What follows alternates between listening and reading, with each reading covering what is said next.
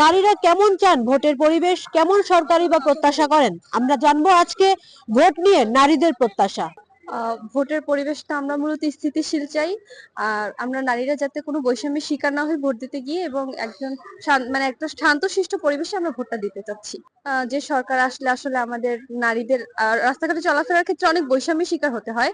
সেক্ষেত্রে আমরা মনে করি যে বৈষম্যের শিকার যেন না হতে পারি, অবাধে চলাফেরা করতে পারি, এবং অবশ্যই একটা উন্নয়নমূলক দেশ চাই যাতে আমাদের অর্থনীতি আরো উন্নত হয়। সেক্ষেত্রে যে সরকার আসলে সুবিধা, আমরা সেরকম সরকারই চাই।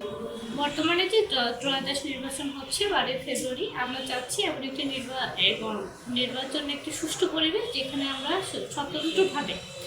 স্বতঃস্ফূর্তভাবে ভোট দিতে যেতে পারি। এবং পূর্বে যত আমাদের নেগেটিভ অভিজ্ঞতা রয়েছে নির্বাচন নিয়ে, আমরা চাই না সেই অভিজ্ঞতাগুলো আমাদের মাঝে আবার ফিরে আসুক। এটাই প্রত্যাশা নির্বাচন কমিশনের কাছে। কেমন সরকার বলতে চাচ্ছে, আমরা বর্তমানে বাংলাদেশের যে পরিস্থিতি, রাজনৈতিক এবং অর্থনৈতিক প্রত্যেকটা জায়গায় আমরা ভঙ্গুর পরিস্থিতির মধ্যে রয়েছি। আমরা এমন একটি সরকার চাচ্ছি যারা এই বাংলাদেশকে একটি সুষ্ঠু বাংলাদেশ হিসেবে আমাদেরকে উপহার দিতে পারবেন।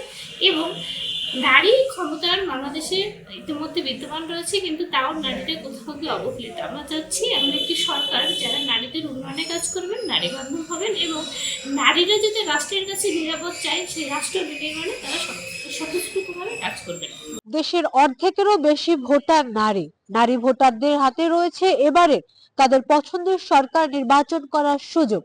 নারীরা চাচ্ছে এবারের ভোট কেন্দ্রের পরিবেশ হবে নিরাপদ এবং নারীদের জন্য উপযোগী, এবং সরকার হিসেবে নারীরা বেছে নিতে চায় নারী বান্ধব, শিশু বান্ধব ও জনবান্ধব সরকার।